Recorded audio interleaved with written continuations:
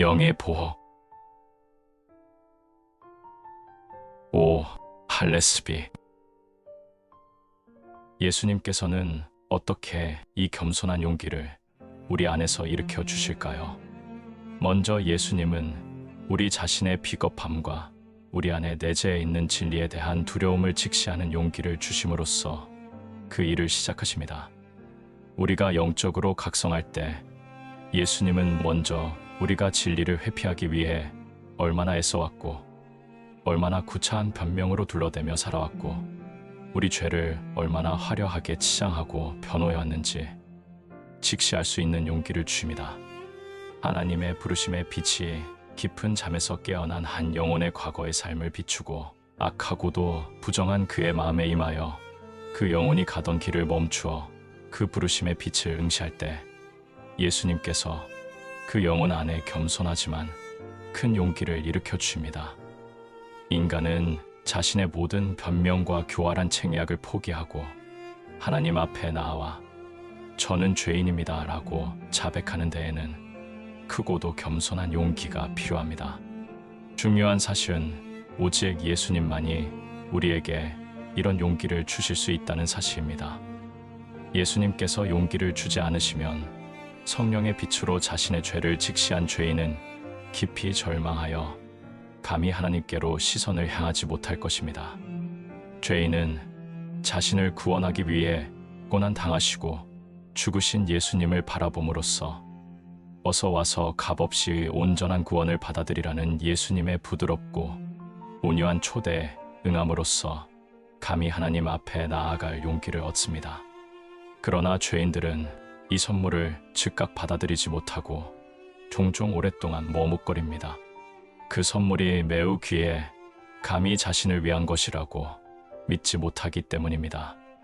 그러나 진실하고 각성된 영혼은 그리스도께 굴복하여 그분이 제안하시는 완전한 구원을 받아들이지 않을 수 없을 것입니다. 각성된 영혼이 마침내 자신의 죄를 자각하고 하나님께 나아가는 용기를 예수님께 얻을 때 그 영혼은 온유해지는 용기, 겸손해지는 용기, 낮아지는 용기까지 얻게 됩니다. 그 영혼은 마음을 온유하게 하는 법과 낮추는 법을 예수님께 배웁니다. 그리고 그 마음으로부터 그리스도인의 모든 온유한 말들과 행위가 비롯됩니다. 온유함이 계속 그리스도인의 마음에 거하고 그리스도인의 삶에 온통 스며들기 위해서는 두 가지 원천의 젖을 지속적으로 먹어야 합니다. 첫째, 온유함은 죄 많은 영혼이 하나님 앞에서 진심으로 자신을 낮추는 것에서 비롯됩니다. 온유함은 겸손한 사람이 갖는 마음의 특징입니다.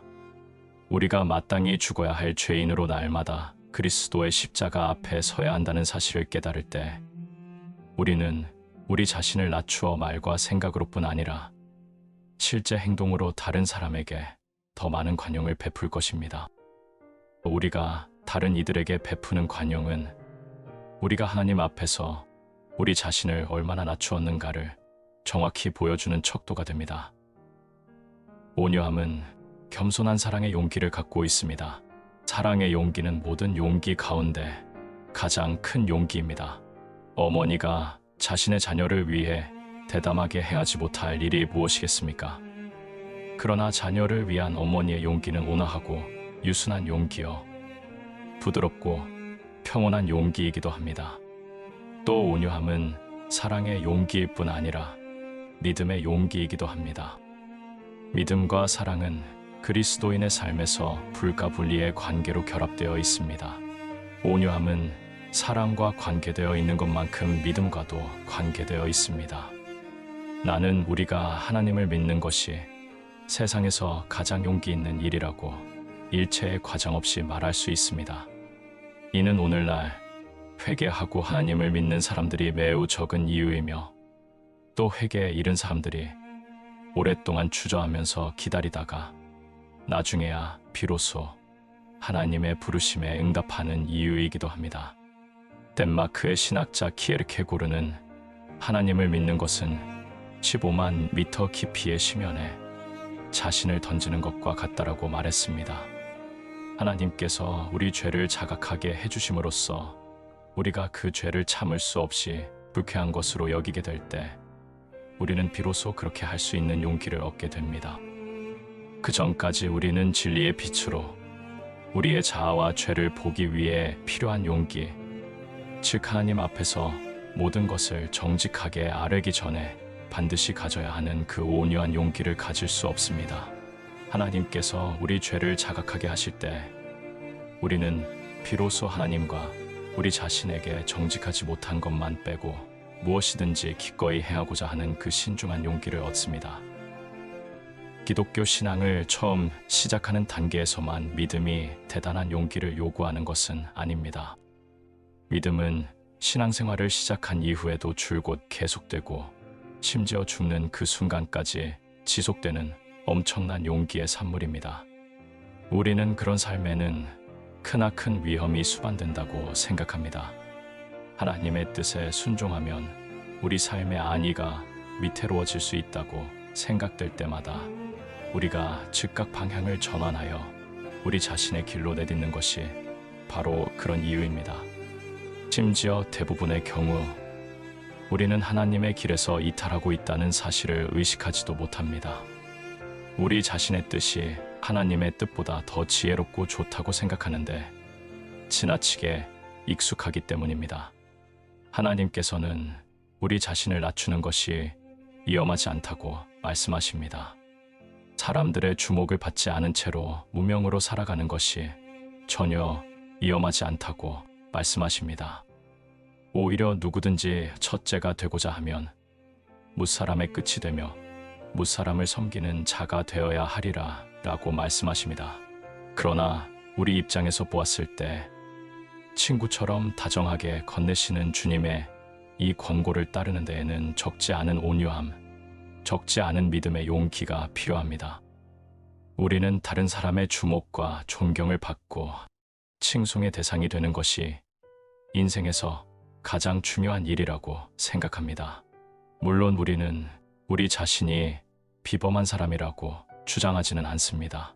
그러나 다른 사람이 우리의 재능을 인정해주고 육체적으로나 정신적으로 다른 사람보다 조금 특출한 모든 면을 주목해주기를 기대합니다. 따라서 다른 사람이 우리의 뛰어난 점들을 알아보지 못하거나 인정해주지 않으며 무시당했다는 느낌에 금세 실망하고 맙니다. 또한 그런 실망감이 종종 마음속 깊이 뿌리를 내려 광범위한 영역에서 그리스도인의 교제와 협력을 파괴하는 결과를 빚기도 합니다. 사람들의 주목을 받지 못한 채 무명으로 살아가는 데에는 엄청나고도 평온한 용기가 필요합니다. 거기에는 믿음의 용기가 필요합니다. 누구든지 자기를 높이는 자는 낮아지고 누구든지 자기를 낮추는 자는 높아지리라 라고 말씀하신 분을 믿는 어린아이 같은 믿음, 인내의 믿음이 필요합니다. 또한 그렇게 말씀하셨을 뿐만 아니라 그렇게 사셨던 예수님을 믿는 믿음이 필요합니다. 사람들에게 무시당하고 간과되고 오해와 비방을 받았지만 당대의 지도자들에게 인정을 받거나 대중들의 인기를 얻기 위한 일들을 전혀 하지 않으신 예수님을 믿는 믿음이 필요합니다. 예수님은 사람들의 무시와 경멸을 다하셨습니다. 그뿐만이 아닙니다. 예수님은 의도적으로 낮아지기로 결단하셨습니다. 예수님은 사람들의 주의를 끌 만한 모든 것을 일부러 피하셨습니다. 예수님은 사람들이 그런 일을 목격하면 자신에 대해 그릇된 태도를 가지게 되리라는 것을 잘 알고 계셨습니다. 예수님은 이런 점을 염두에 두시고 놀라운 이적 가운데 많은 이적을 군중으로부터 멀리 떨어진 곳에서 일으키셨으며 치유를 받은 사람들에게 그 사실을 아무에게도 알리지 말라고 명하셨습니다. 예수께서 그 사람을 따로 데리고 무리를 떠나사 손가락을 그의 양 귀에 넣고 침을 뱉어 그의 혀에 손을 대시며 예수께서 그들에게 경고하사 아무에게도 이르지 말라 하시되 경고하실수록 그들이 더욱 널리 전파하니 우리는 사람들에게 주목받지 못하고 무시를 당할까 봐 두려워합니다. 그리스도인들의 모임 안에서만 그런 두려움이 만연한 것은 아닙니다. 그런 두려움은 우리의 사회생활에서도 독특하게 나타납니다. 우리는 친구들이나 직장 동료와 어울릴 때에도 주목받기를 원합니다.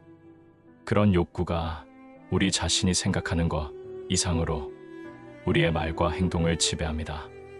이는 가정에서도 마찬가지입니다. 우리는 가족들이 우리를 주목해주고 우리의 인간 됨됨이와 우리가 그들을 위해 하는 일들을 알아주기 기대합니다. 그리고 만일 가족들이 우리의 기대에 부응하지 못하면 불만이 스멀스멀 마음속으로 기어 들어옵니다. 그리고 마침내 이런 불만의 요소가 싸늘한 안개가 되어 따스한 사랑의 숨통을 끊어버리고 가정을 황량하고 음침한 곳으로 만들어버립니다. 사도 바울은 너희 관용을 모든 사람에게 알게 하라. 주께서 가까우시니라. 라고 말했습니다. 우리의 관용을 가장 먼저 알려야 할 사람들은 바로 가장 가깝고 소중한 가족들입니다. 그들이야말로 우리의 온유함이 가져오는 열매와 기쁨을 가장 먼저 수확하는 이들이 되어야 합니다. 가정은 온유함을 가장 열심히 연습하는 곳이 되어야 합니다. 가정은 낮아짐과 주목받지 못함을 땀 흘려 연습하는 곳이 되어야 합니다. 그래서 인생의 더 넓은 영역에서 그런 태도와 삶을 감내할 용기를 얻는 곳이 되어야 합니다. 예수님은 다른 사람들을 섬기라고 권고하십니다. 그리고 다른 사람을 섬기는 일은 위험한 것이 아니라고 덧붙이십니다. 물론 예수님은 다른 사람을 섬기는데 엄청난 용기, 즉 엄청난 온유함이 필요하다는 사실을 잘 알고 계십니다. 우리는 다른 사람에게 섬김과 보살핌을 받는 것에는 전혀 반감을 가지고 있지 않습니다. 그러나 다른 사람을 섬기는 것에는 반드시 위험이 따른다고 판단하며 다른 사람을 섬기면 반드시 낙오자가 될 수밖에 없다고 생각합니다. 예를 들어 우리는 다른 사람에게 호의를 베풀다 보면 자신의 시간을 잃게 될 것이라고 생각합니다. 그런 생각 때문에 누군가에게 우리의 호의가 필요할 때 아무것도 하지 않고 그냥 내버려두는 경우가 얼마나 많은지 모릅니다. 다른 사람을 섬기기 위해 시간을 내는 데에는 믿음의 용기가 필요합니다. 우리의 섬김을 받는 사람들이 항상 감사의 마음을 가지는 것도 아니고 심지어 어떤 이들은 우리의 호의를 의식하지도 못합니다. 그럴 때면 다른 사람을 섬기는 일을 즉각 중단하고 우리 자신의 일에 더욱 주의를 기울이고자 하는 유혹에서 벗어나기 어렵습니다. 은밀한 가운데 보시고 공공연하게 갚아주시는 예수님을 믿는 믿음이 없다면 사람들 사이를 두루 다니시며 선한 일을 행하시는 데에 자신의 귀한 시간을 다 쏟으신 예수님을 믿는 믿음이 없다면 인생에서 가장 중요한 일은 사심 없이 다른 사람을 섬기는 것이라고 마지막 날에 말씀하심으로써 우리를 놀라게 하신 예수님을 믿는 믿음이 없다면 우리는 분명 다른 사람을 섬기는 일을 중단하게 될 것입니다. 사랑하는 이들이여, 우리는 지금 자신의 일과 인생의 과업에만 지나치게 몰두하여 옆에 있는 사람들에게 호의를 베풀 시간이 없는 것은 아닙니까? 그렇다면 지금 다른 사람을 돕기 위해 기꺼이 시간을 내는 믿음의 용기를 허락해달라고 하나님께 구해보시지 않겠습니까? 다음 시간에 계속 이어가겠습니다. 우리 좋으신 주님의 사랑 안에서 승리하시기 바랍니다.